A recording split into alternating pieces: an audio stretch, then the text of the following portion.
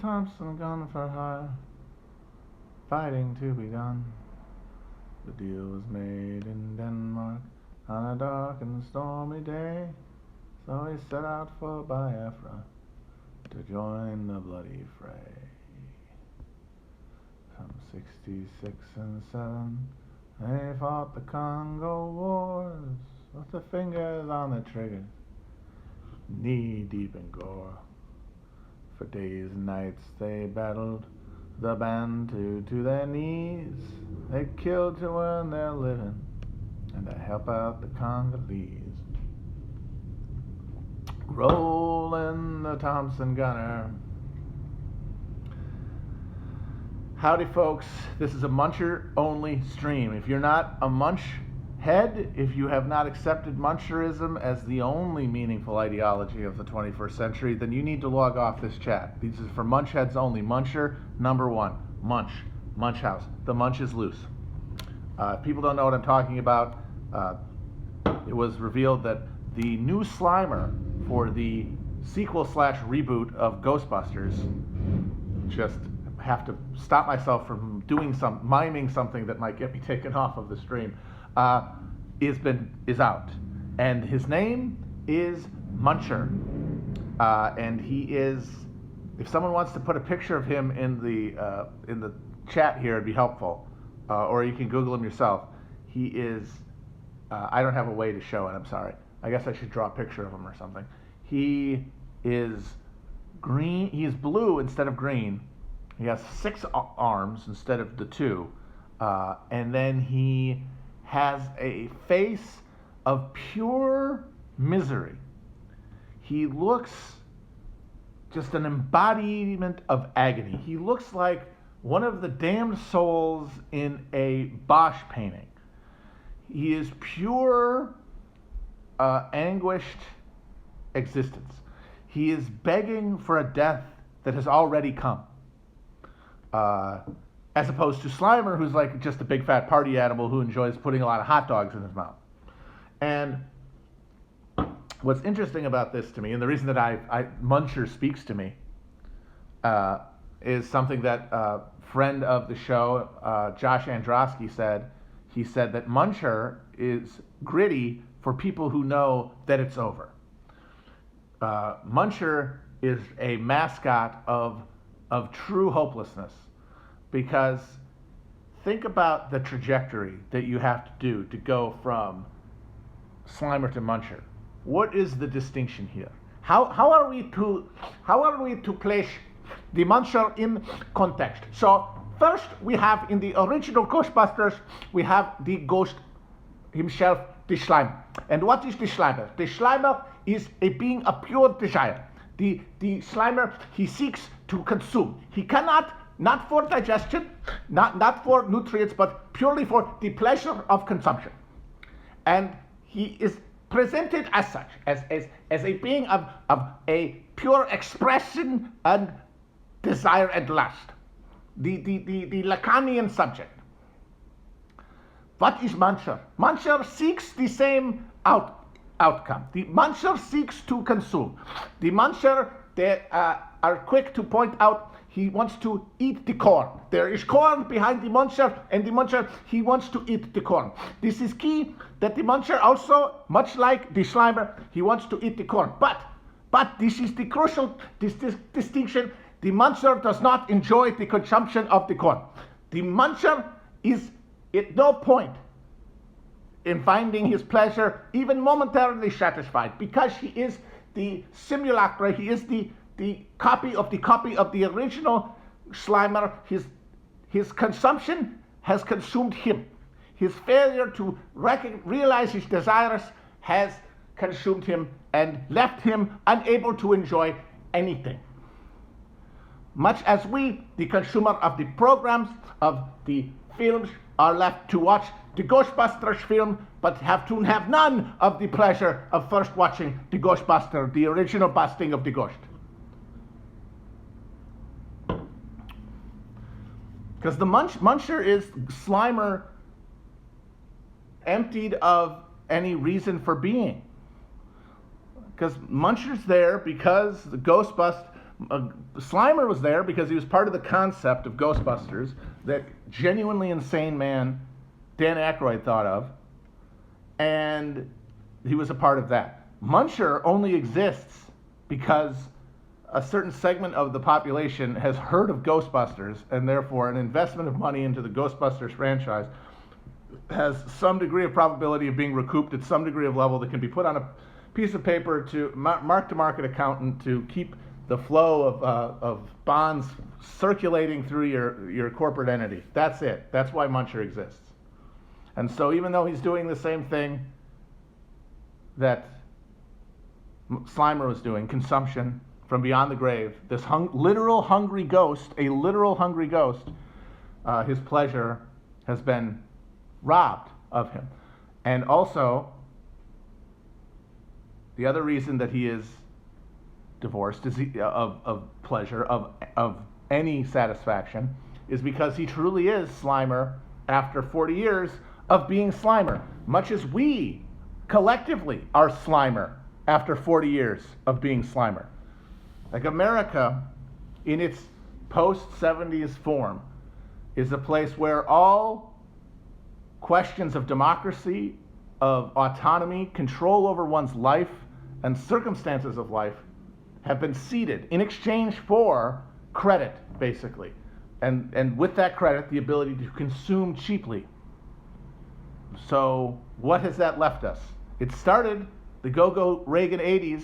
We were the bright green goblin, stuffing hot dogs in our mouth, exultant in the pleasures that come with unlimited access to cheap goods.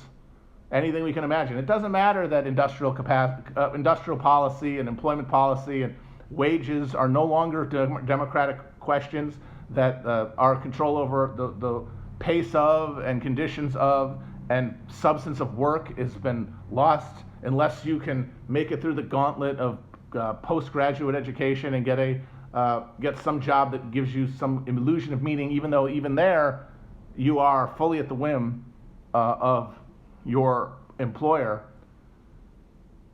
What we've given that up, that section of human self-realization, self-actualization has been ceded in exchange for consumption. And what have we done? We have consumed. And where has it left us? It has left us at Muncher. It has left us sickly blue, the color of depression, covered in arms to grab desperately, and a face racked in, to quote myself, referring to the baseball crank, another signal of the time, an anguished rictus. And that is why I believe that Muncherism is 21st century Marxism and must be supported against all critics. We love Muncher, don't we, folks? We love him. We love the Munch. Look at this guy. Look at him. He's blue. He's got the arms. Man, he's gone. Have you guys been able to get your head around how fast Trump disappeared? After being the only person in America in some significant ways for 4 years, he is now an unperson. We just, like Kaiser fucking Soze. I gotta say, I did not see that one coming. And I think more than anything, it boils down to them taking away his Twitter account. And I think something about getting the Twitter account taken away, and honestly, Deutsche Bank pulling the plug, disciplined him, like deeply. As much as he wishes he was still out there screaming into the void so that he could fill the void with himself, he's finally, for the first time maybe in his life, feared a consequence. And as a result, he is allowing himself to be forgotten. Because remember, he has the choice. He could be out there. He could be continuing himself. Like, Twitter account or no Twitter account, he could just say, hey, I'm going to a rally. You want to come? Problem is, he would have to do that stuff himself now. The machinery that existed before to allow him to say, I want to go to the Alamo, and then they go to Alamo, Texas, because even the people he surrounds himself with, even the professionals are morons. He can't just press a button and have that happen anymore. And so he can't do anything. It really does tell you, and it really should tell more than anyone, the libs, that he was never in charge of this thing, whatever you want to call it. He was never a puppet master. He was never a string puller. He was always being allowed to do what he wanted, because it served the interests of other people. And that's the thing that people who like to point out, like when you're trying to argue about fascism, oh God, they'll say you can't point out that Trump is incompetent. The real fascists, the original fascists, were incompetent. Yeah, Hitler and Mussolini were a couple of complete fail-son dipshit fuck-ups. They were guys who were in politics first and foremost because they couldn't get any other fucking work. And they were too lazy or lacking in actual skill to support themselves any other way than getting on a stump and bullshitting to people. I should talk. I'm in the same phylum of human. I mean, I hope I'm not as evil, and I'm honestly not as charismatic, but they were fuck-ups. And when they took power, they didn't become any less fuck-ups. They were essentially gamers. I mean, D-Day succeeded in part because the German high command was too afraid to wake up Hitler because he slept till noon every day during World War II. And Mussolini was like banging 15 of his mistresses a day in his stupid palace while looking at a giant globe. Like they were lazy dipshits. The reason that they were able to take power is because they were given power by powers that saw use in them.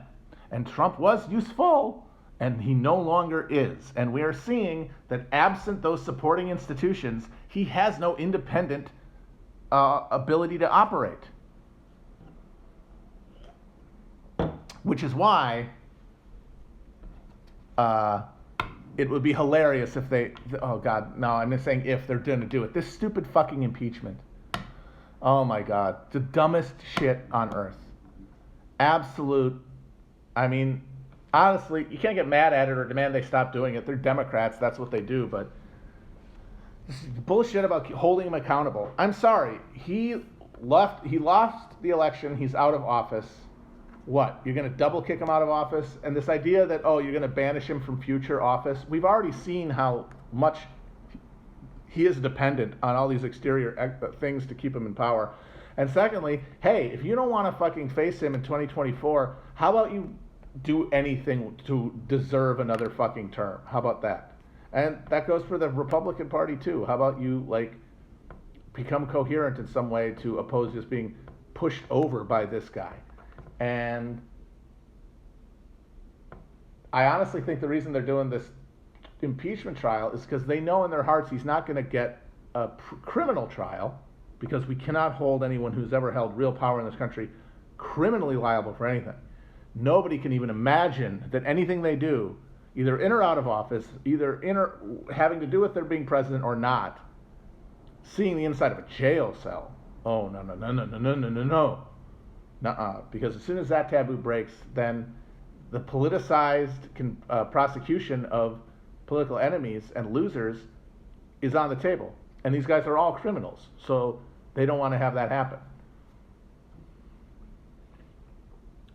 And so instead, we're going to get a big, stupid trial in the Senate that will waste everyone's time and do nothing, and will just further emphasize to anybody casually paying attention to proceedings that the Biden administration, these fucking Democrats, don't give a shit about anyone. And they will be correct.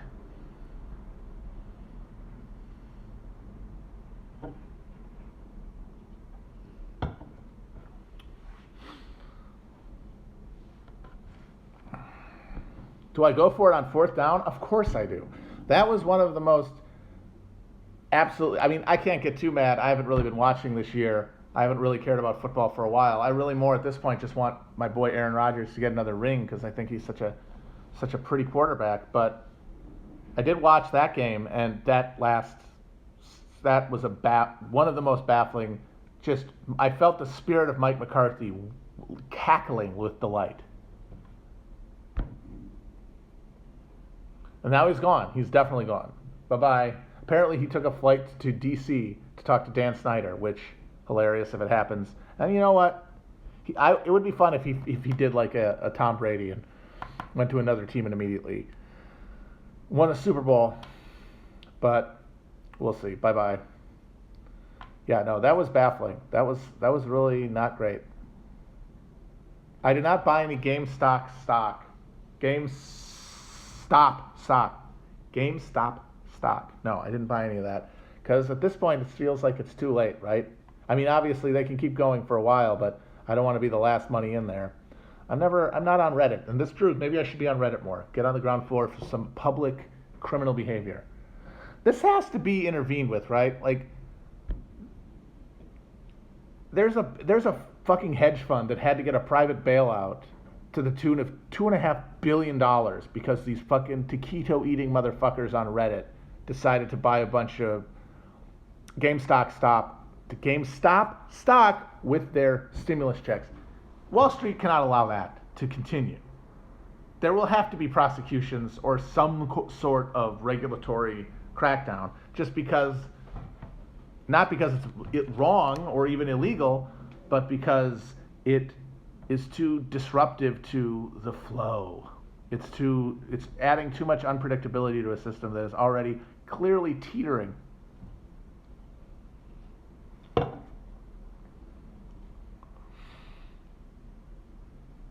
Of course, one thing they could do is crack down on short selling, which is what this whole thing was premised on, but can't do that because that's how the real people make money.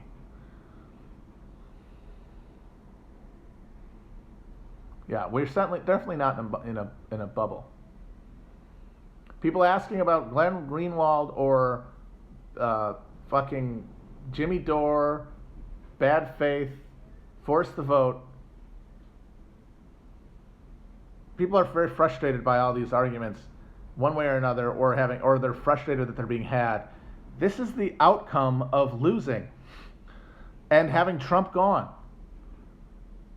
Like, if you have invested in, politics to this point, if your politics have been shaped by this online discourse and by the underlying assumption that online discourse can provide meaningful guides to action or meaningful coordinations of behavior that can affect politics, then this moment where the Democrats are in power, there's no real plausible way to pressure them now.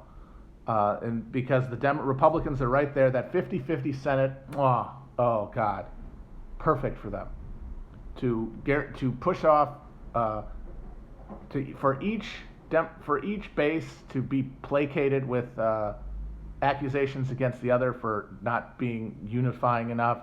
We get back to the Obama years in every sense, but now with a fully developed political social media subculture, which didn't really exist under Obama, or it still existed, but it was in this weird transitionary period between the blog era and social media. Like that whole Obama years, you didn't really get until the second, the last 2 years of Obama's term before you get something really like the even early emergence of a self-conscious online, like left-wing movement, to use the word incredibly loosely. And so now you're going to have a fully developed one with the same dynamic of powerlessness at the bottom, and a Democratic and Republican Party dedicated to bipartisan austerity in the face of misery at the top. And that means that there's going to be a lot of hay to be made and a lot of incentive for people to create big sparky fights with each other to simulate forward movement, to simulate power and authority more than anything. That's the really important part, is that this stuff is about creating the illusion of momentum forward. Because if you're fighting with somebody who is on another show, has their own, clique, and you can criticize them, have them criticize you, that dynamic, that conflict can simulate a movement finding a direction. Like it becomes our virtual reality version of, like a floor fight at a convention. Only there is no convention, and there's no party, and there is no power, and then more importantly, none of the people represent anyone. They don't represent anyone in the sense that there's a coordinated group of people who have like certain demands, have certain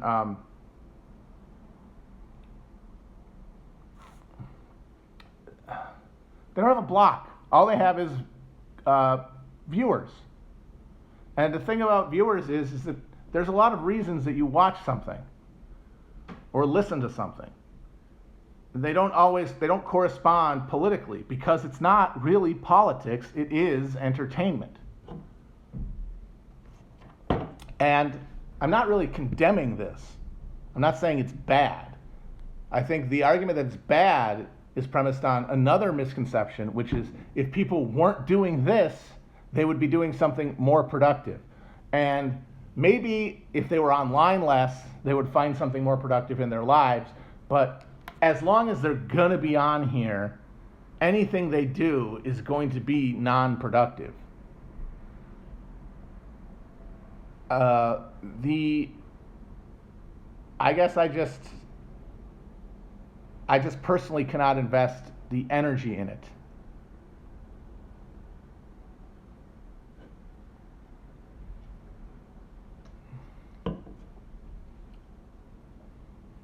But it's because people feel frustrated. I mean, my God, we're in the middle of a fucking pandemic.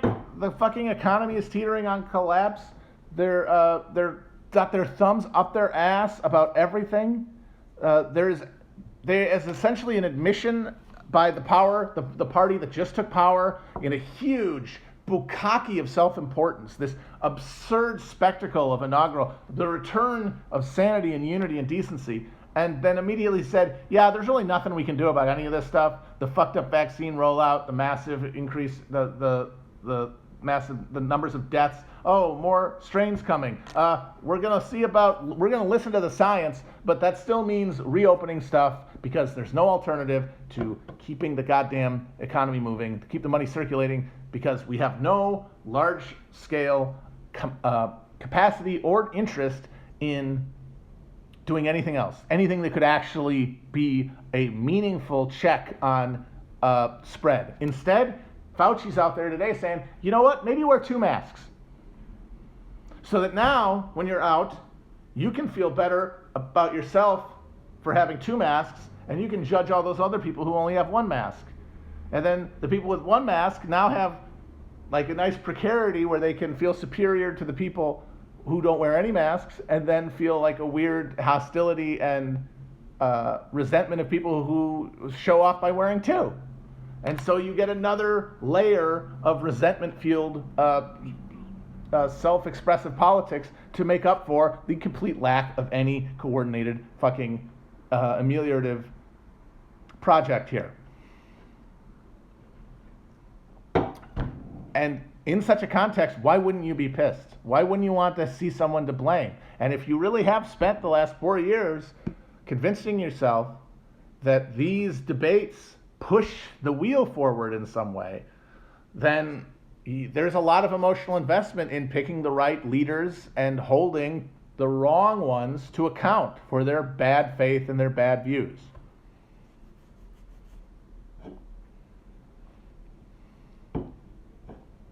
I mean, a good example of this is the Boogaloo Boy thing with Jimmy Dore. How many Boogaloo Boys are there in this country? Realistically, how many of these guys exist? What difference does it make? And either way, and I'm sorry, people who say this is like monstrously dangerous because, oh, people are going to flood into their movement. No. It's all bullshit. You're talking to and about an incredibly self-selected group of political maniacs. People who have driven themselves mad by politics one way or another and are invested in like public performance of politics. That is a thin slice of the population that cannot and will not spontaneously expand its size. And the idea that, oh, these people are being funneled into it, who is being funneled where? Everyone is just online, and you have to be a certain type of mindset to see this whole fucking thing playing out and go, yes, I'm going to wear a Hawaiian shirt and carry a gun around at a protest. And that combination of stuff the very last step of that is whatever they see on the internet. That's the last thing that gets someone there. And honestly, the least consequential step of all of them. It's almost arbitrary.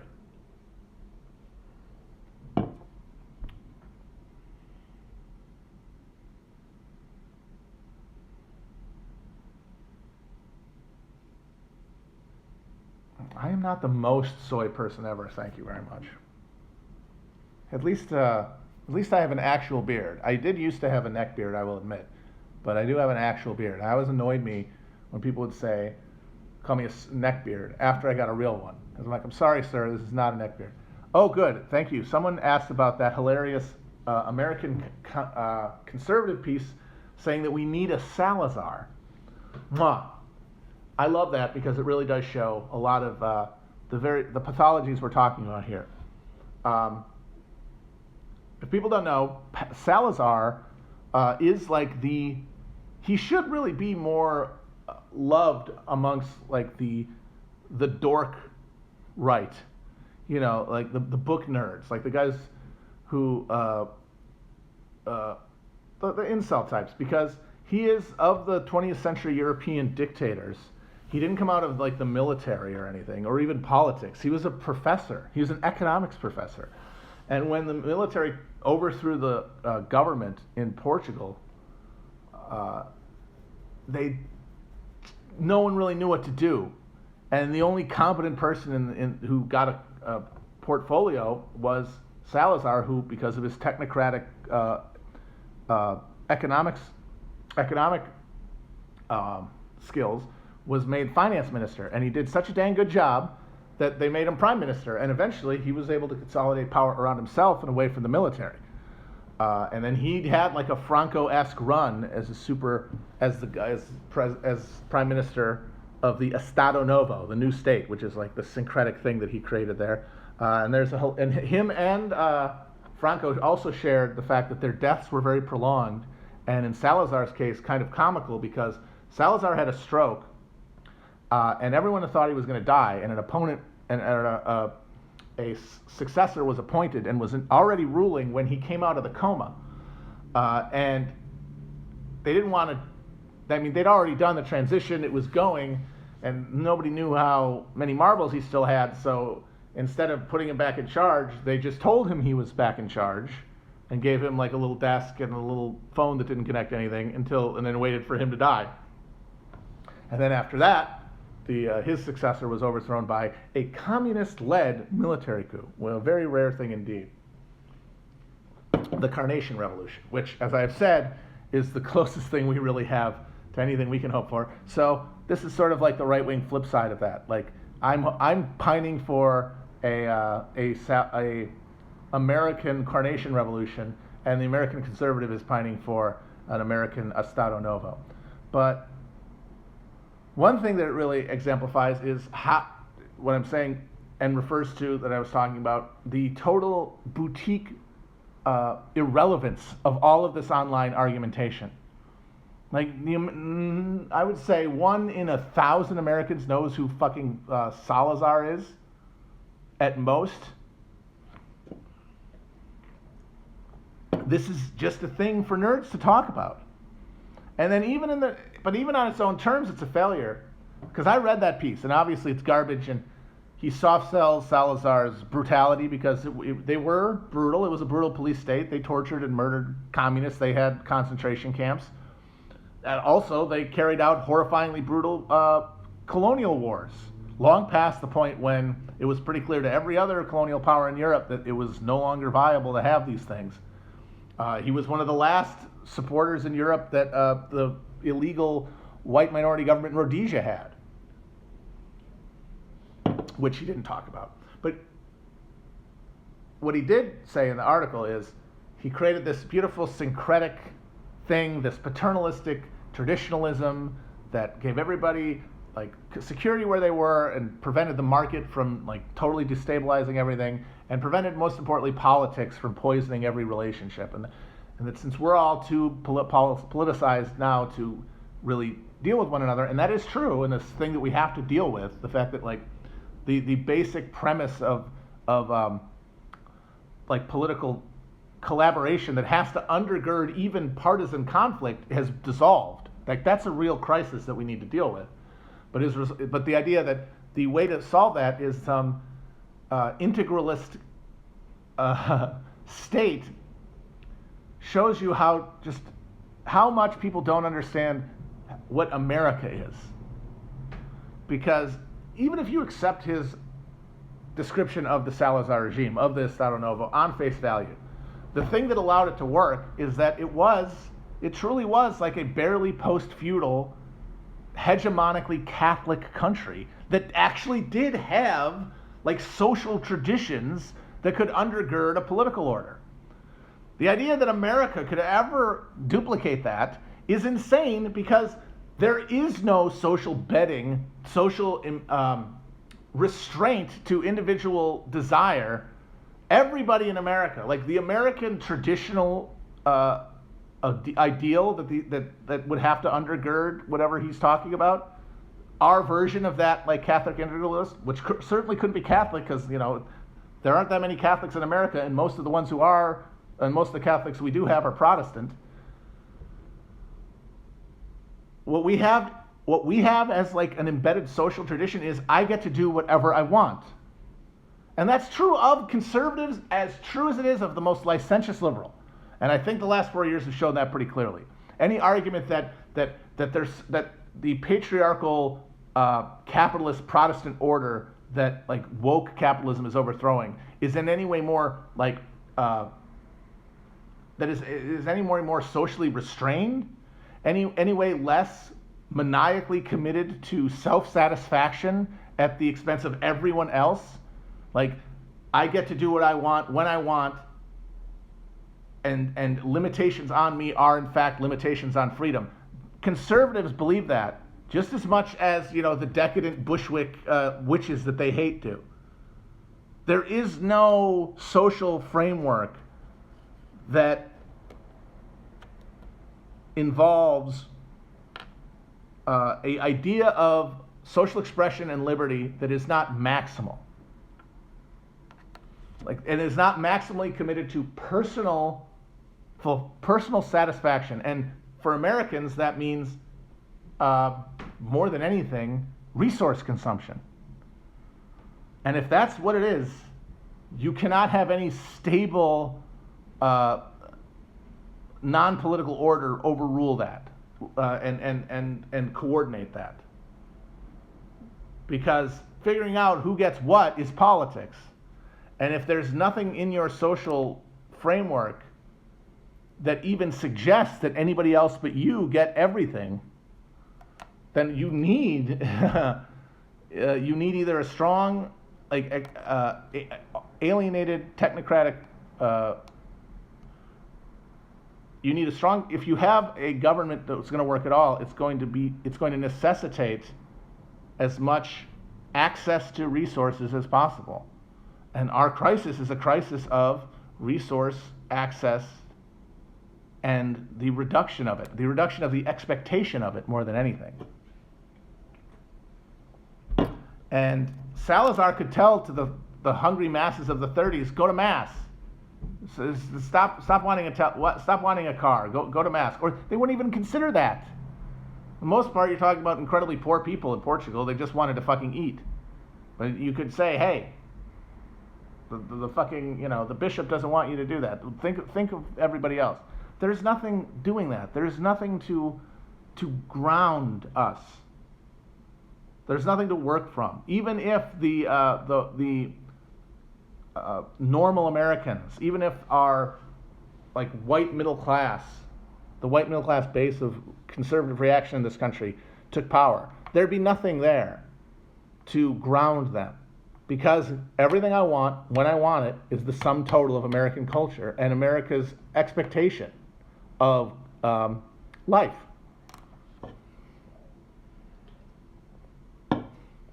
And the only way that maintains itself is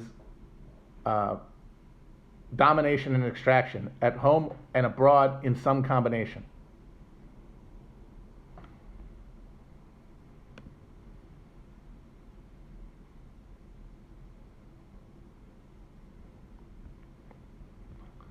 But yeah, it reminds you that the right is just as out to lunch. Like the online intellectual right is as out to lunch as the left is as committed to building their little ships in a bottle and fantasizing about autonomy and ability to influence the market and politics as the left is.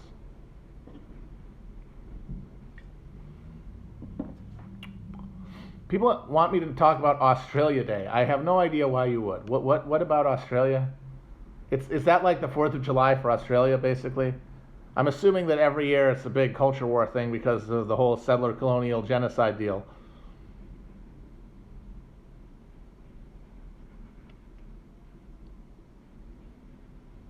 I don't know why they fucking are so wrapped up about Australia. Don't get too attached to it. It will be uninhabitable in 20 years. I would not get too fixated on that. Hey, someone is asking about Kurt Schlichter.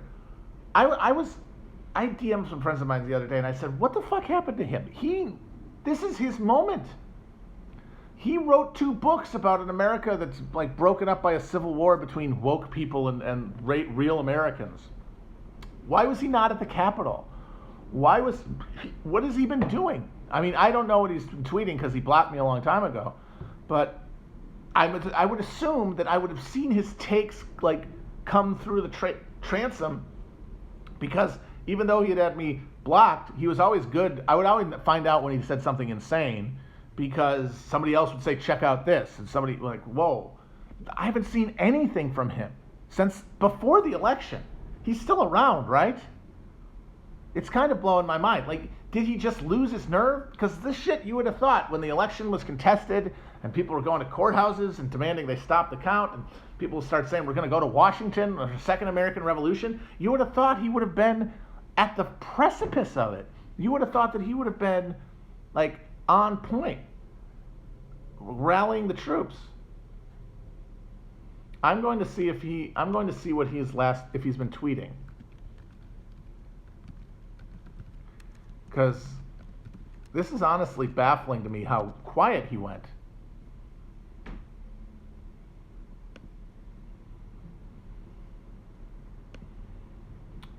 Oh, did he get... Well, this might explain it. He's not... Did he delete his account?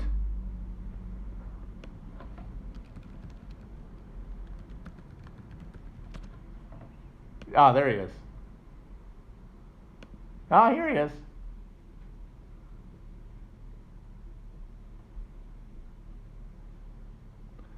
Wait a minute. He has a town hall article about how Joe Biden is a draft dodger?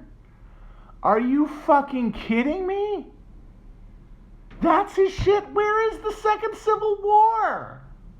He's doing gotcha shit? Oh my God. He's calling Biden president asterisks? What a pussy. This motherfucker was talking about during not even George Floyd, during the fucking Mike Brown protest, talking about watching TV while loading his mags. What a fucking cuck. He's whining about how they're not doing enough unity? Oh my God. These fucking halfway, I mean, I guess you can't expect anything more from some guy who like sat behind a desk in Kosovo and basically acted like he went into Fallujah with the first Marines. Pathetic. I mean, if you see that moment pop off after all that running your mouth and 2 books about it, and honestly, this should have told you all you needed to know about how serious this like insurgency was. Anybody who has a mortgage, anybody who has a little bit to lose, or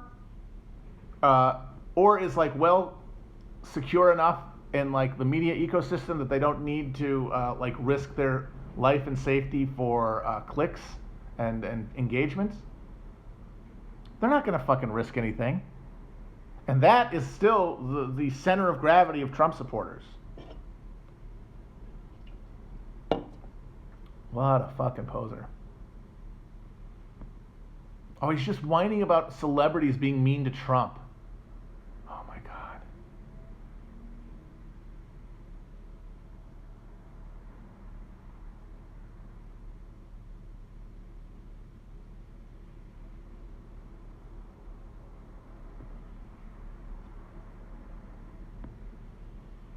Man.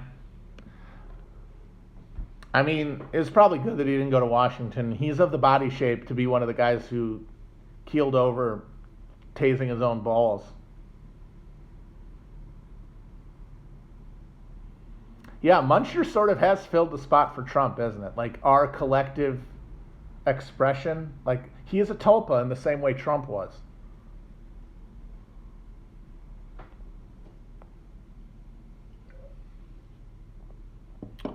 I think I've talked enough about Muncher for now, but I might come back to Muncher. We'll see. Yeah, so about the new book, I think I might do Black Reconstruction, but I'm still deciding. I will let you know soon though. What's Muncher? Educate this fool. Muncher is us. Consuming, hands and mouth filled, but still miserable.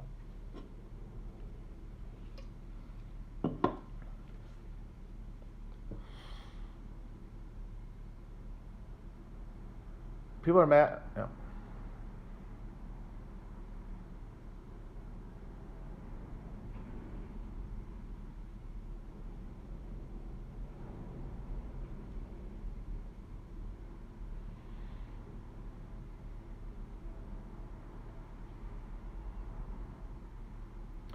Oh man, so there's a recall move for Gavin Newsom. I'm actually kind of interested in how that would work because the way they recalled Gray Davis is that Darrell Issa, the Carl Arm Crook congressman from Orange County, paid millions of dollars to hire canvassers to go around and get signatures. And a lot of people signed them because he had botched the blackout situation. And he had. I mean, it was Enron's fault. If anyone's seen Smartest Guys in the Room, they kind of make Gray Davis look like a sort of a martyr because Enron was the one who fucked him over by, manipulating the energy supply in order to boost their profits. But he let them do it. He fucking let them do it. He had the ability to he could have seized that shit and he didn't do it. Because he's a go along to get. He's Gray Davis. He's a Democrat, so I have no sympathy for him. Like people were mad at him for a reason, but Issa had the money and did it. And of course, in one of the greatest cuckings of all time, he did that because he wanted to be governor. He was going to be the guy who swooped in and replaced him. And then Schwarzenegger just goes, "Hey, I want to be governor," and then he had to endorse him. And just an amazing bit of cuckery. But for one, how are you going to get? Are you going to get enough signatures now with fewer people out and about?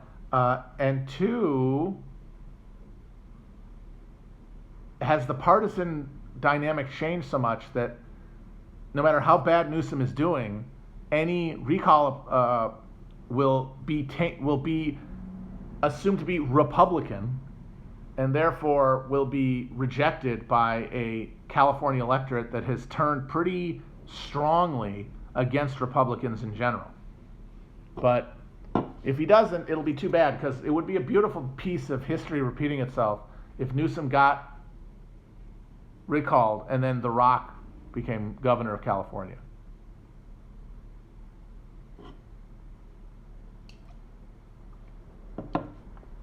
And of course, people say, well, The Rock is a Republican. He would obviously have to run as a Democrat. That's a no-brainer. But I don't think that would be too hard for him because he's already on the edge. He's already condemned, divisive talk and stuff, and that's all you really need to do for Democrats to love you forever.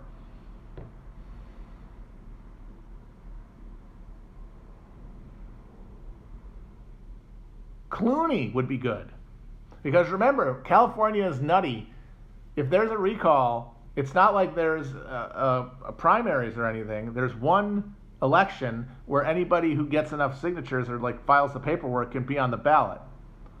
And so you could get like some celeb Democrat to do it. That would be cool. But The Rock makes the most sense as like a sequel to Schwarzenegger.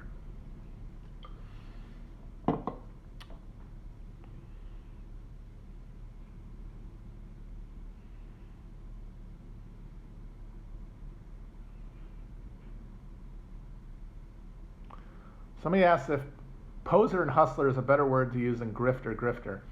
I don't think that there's any reason to use those terms at all, because it's all, the whole question of grifting is the Spider-Man pointing at itself meme.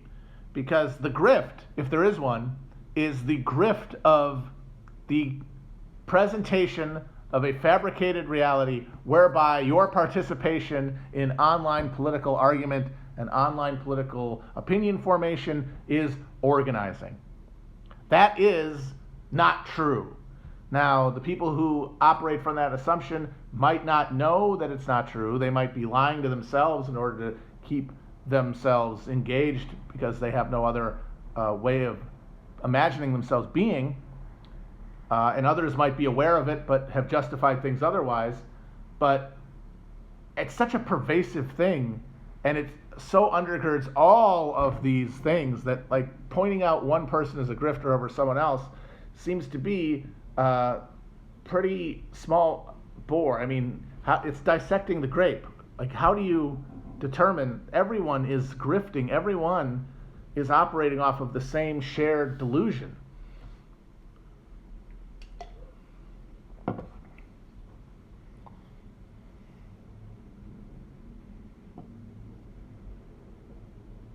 Yes, Liz and Brace should run for governor and lieutenant governor of California.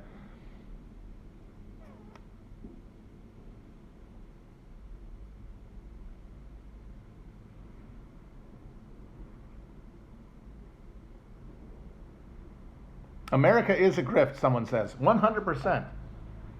That's one of the best things about Lodge 49, is that not only did it show what it's like to struggle in this country, the payday loan cycle, and people putting off purchases and putting off health care because they can't afford it and stuff like that.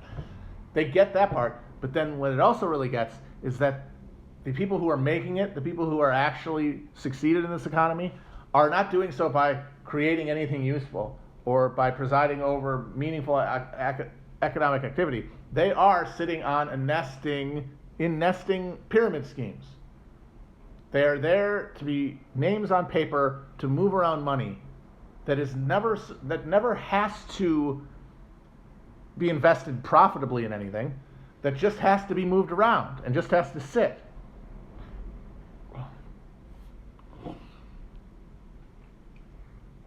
Like the background of the show is that the big defense contractor, which they call Orbis in the show, which is modeled after Boeing, which has that role as like a key industry in the real Long Beach, is closing. And they're in the process of shutting down all of its departments and selling off all of its assets and creating these big, and then dealing with the land that it had been on, so that was a real company, that actually made shit in the Fordist, military Keynesian heyday after World War II. And what's replacing it, the chain restaurant and the fake residential development, are all just competing scams.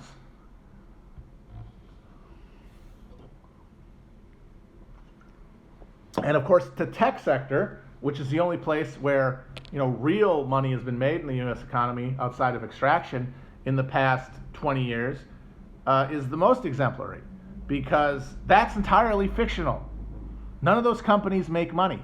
I don't know if anyone has seen the graph that was put out recently of the stock prices of non-profitable tech companies over the last few years.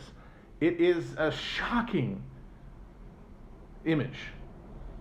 And of course, we now have the richest man in the world being a man whose company makes cars, a few of them, that tend to blow up and kill people. Like, Tesla is a boutique car maker. It's like fucking, it's like Tucker's or a Duesenberg or fucking Maserati. It is not like GM or or Ford or Chevy in terms of the cars it puts out. There's no reason for it to be worth what it's worth, other than the fact that Musk has, as I said before, been able to monopolize the brand of a salvageable technological solution to our current crisis. And Uber has lost more money than it could ever make back. Even if it did become the monopoly transportation provider in the country, it could never make back the money that's been spent on it. But that's not the point. The point is not to ever make money. The point is to move the money around. And as I've said, with the tech sector specifically, invest in technologies of surveillance and control.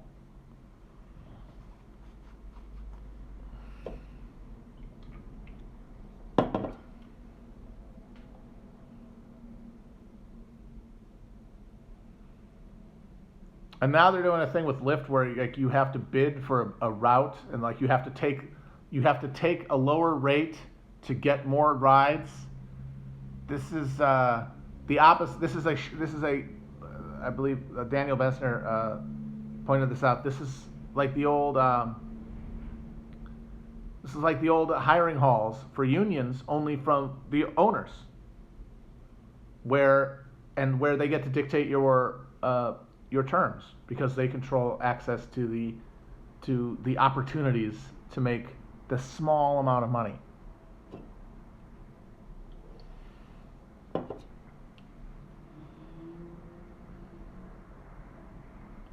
And the same way that the online political media ecosystem of grifting, whatever you want to call it, depends on people who want to be grifted because they want their engagement with this to mean something.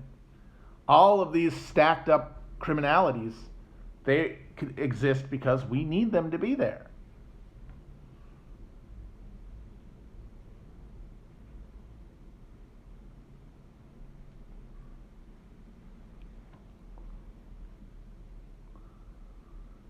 Yeah, the new social contract at the World Economic Forum. It's neo-feudalism. If you need a spoiler alert, it is you own nothing. You have access to things. You have access to streams of data, to housing, to food sources that are conditional on your relationship with the companies that provide them. That, you want a good, quick definition of techno-feudalism at like at the level of your like economic relationships. That's it. And what that means is you have zero leverage over anything. Not only have you lost the leverage as a worker, as a producer, that was lost with the end of organized labor, you have even lost your leverage as a consumer, which was what we were supposed to get instead, which was supposed to be the deal. Yes, you no longer have control over your work, but you have control over what you buy, and that control allows you to exert leverage in the market. That's still too much. That's too much leverage when people are going to have to exist with less and less. So that has to go away too, and that's the new social contract. All right, I'm going to wrap up here in a minute. If anyone's got any more questions.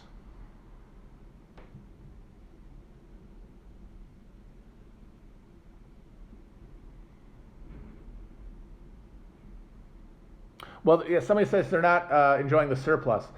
It's really more about the distributing the surplus that other people and machines make elsewhere. Because remember, this is when we're talking about neo-feudalism, we're talking about it, the way that it's going to express itself in America. It's still going to depend on resource extraction and labor in other places of the world, other parts of the supply chain. And then that surplus comes here and then is distributed at the whim of no longer any kind of collaboration between, people and capital that you saw in like the mixed economy of the 20th century, capital unbound. Godzilla or King Kong.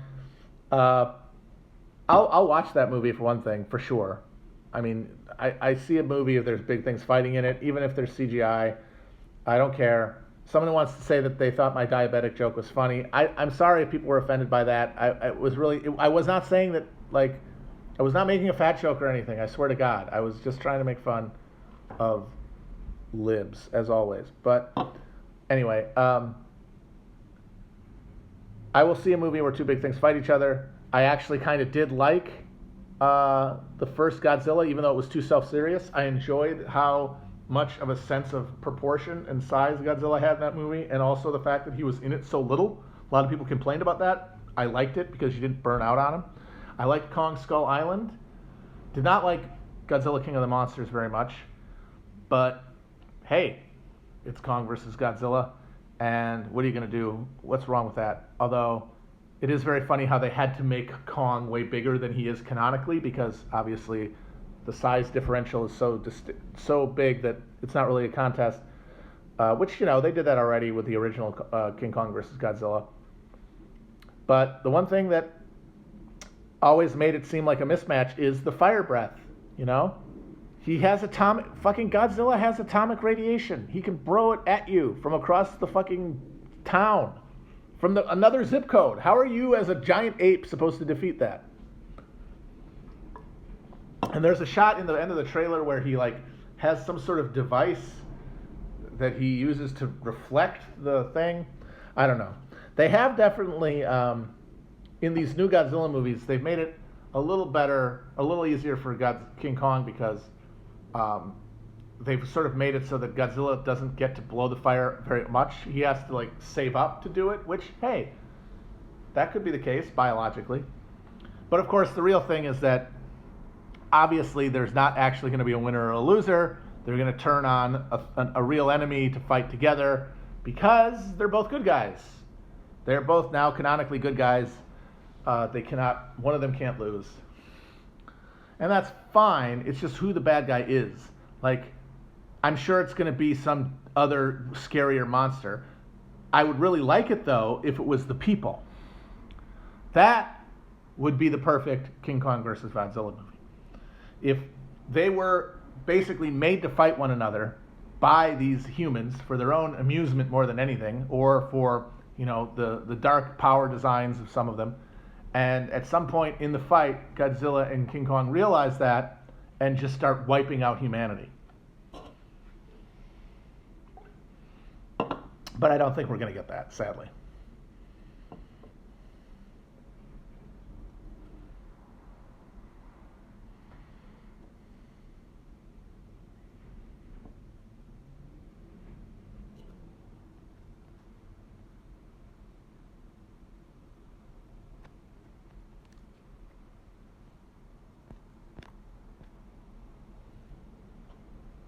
Yeah, like deep ecology. And the thing is that they've had a weird through line of that in the movies, because the whole, like, Godzilla is presented in these new Godzilla movies, these new legendary Godzilla movies, as like this balancing force who restores the homeostasis within the ecosystem once it's been thrown off.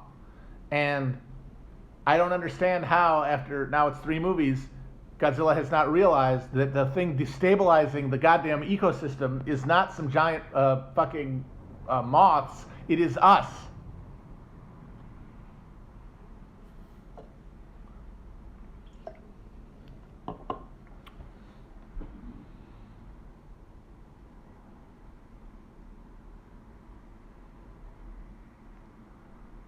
Man, all right, I'm gonna go off, but first I want to say something about that WandaVision show.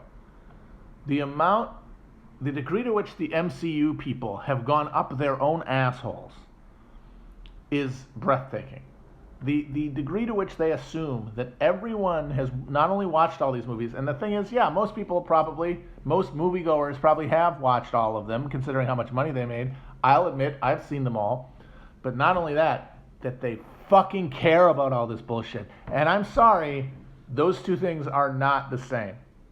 And I will give Michael Bay credit for this above anything. Michael Bay does not give a shit, does not assume audience investment in the crap that he makes. there are 5 Transformers movies, which I've seen all of. The lore in them, like the internal canon, changes from movie to movie. There is no internal consistency. Whatever they want to do, they do, and they essentially forget what happened in the previous movies. Because they know you're just here to see some stupid fucking robots fight each other. You're not here to do homework.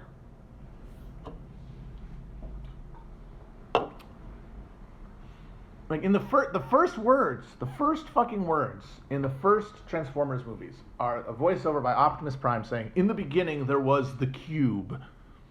And he says that this Energon cube is what created life on Cybertron. And that they're fighting over it. I think and then in the second movie, they introduce the idea of like this race of primes who all like killed themselves on Earth millennia previously to hide the matrix of leadership, and that even though the first movie showed the cube like making machines come to life when it touched them, they had machines they had like baby robots being birthed out of pods and robot heaven. The fourth movie had a robot goddess, I believe, voiced by Cate Blanchett or somebody, be the person who created life on Earth, and also the Transformers. And then, of course, the fifth one had King Arthur and Harriet Tubman as like secret Autobot allies through history. None of it is connected to itself. None of it makes sense even internally, let alone from movie to movie. Whereas the fucking smug assertion behind these motherfuckers who make these Marvel products that everybody is hanging on every element of this shit, and that you're going to sit through 30 minutes of an incredibly unfunny parody of a 50s sitcom because, my God, maybe there's something lurking beneath this placid suburban facade. When have I seen that before? So that you can get a few crumbs of reference to the fucking movies that came out years ago at this point. Psychotic. And an imperial logic that is monstrous. And once again, give me Bay. Give me Bay's simple carnal desire to see things blow up and to see women in wet shirts bend over motorcycles. All right, folks. Talk to you tomorrow. We will see how much GameStop stock is up in the next 24 hours. And then if it's still going up, I'm going to feel like a real idiot for not buying some. All right, bye-bye.